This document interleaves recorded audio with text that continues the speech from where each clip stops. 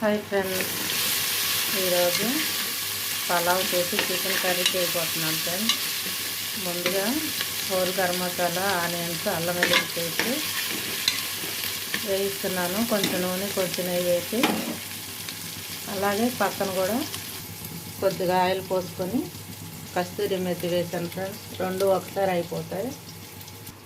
ఈ curry cut చేసి పెట్టుకున్నాను ఫ్రెండ్స్. అటు పక్క ఉప్పు పెట్టినేమో పలావ్లోకి, పుదీనా, కొత్తిమీర, ఈ ఒక్క టమాటా చికెన్ కర్రీలో ఫ్రెండ్స్. ఈ టమాటాలు, పచ్చిమిర్చి వేసేస్తాను పలావ్లోకి. ఆనియన్స్ వేగిపోయినాయి కాబట్టి ఇవి వేసేసుకోవాలి ఫ్రెండ్స్. ముందుగా పుదీనా, కొత్తిమీర వేస్తాను.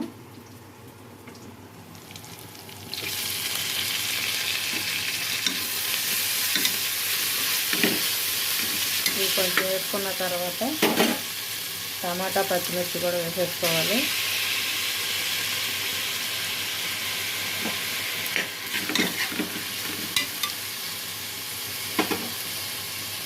ఈ ఆయిల్ కూడా మరిగిపోయింది. ఆనియన్స్ వేసేసుకుందాం ఫ్రెండ్స్. కొంచెం ఉప్పు వేసుకొని వేయించుకుందాం, త్వరగా ఎగుతాయి ఫ్రెండ్స్. టమాటా కూడా ఎర్రగా వేగిపోయింది ఫ్రెండ్స్. మొత్తం మెత్తగా అయిపోయింది. ఇప్పుడు ఎసరు పోసేసుకొని బియ్యం వేసేసుకుందాం. సింపుల్గా అయిపోద్ది ఫ్రెండ్స్. ఇంట్లో ఏమీ వేయట్లేదు.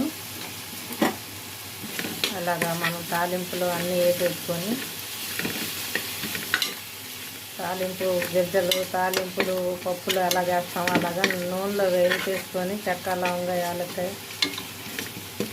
మొత్తం మసాలా దినుసులన్నీ వేసుకొని వేయించుకొని టమాటా, పుదీనా అన్నీ వేసేసుకోవటం ఫ్రెండ్స్. సింపుల్గా అయిపోద్ది. ఈ బియ్యం కడిగి నానబెట్టుకున్నాను మామూలు రైసే ఫ్రెండ్స్. ఇవే మామూలుగా కర్నూలు సోనాయే. సాంబా మసూరి బియ్యంతో కూడా వండుకోవచ్చు. కర్నూలు సోనా మనం ఏం వాడితే అవి వండుకోవచ్చు ఫ్రెండ్స్. ఈరోజు అయితే నేను బిర్యానీ రైస్ అయితే తీసుకోలేదు. ఇంట్లో మనం ఏ అయితే వాడుకుంటామో ఆ బియ్యమే నానబెట్టుకున్నాను. నానబెట్టుకున్న నీళ్లు పారేయకుండా మనకి ఎన్నైతే ఎసరు పడుతుందో అన్ని నీళ్లు బియ్యంలో పోసి ఉంచుకున్నామంటే ఫ్రెండ్స్, ఆ నీళ్లతో సహా పోసేసుకోవచ్చు. నానబెట్టిన తర్వాత బియ్యంలో నీళ్లు పారపోసేసుకొని వండుకుంటే మనం బియ్యంలో ఉన్న సారం మొత్తం నీళ్ళల్లోనే వచ్చేసింది ఫ్రెండ్స్. ఇక అప్పుడు మనం పారేసుకుంటే ఏముంటుంది దాంట్లో, అంతే ఫ్రెండ్స్.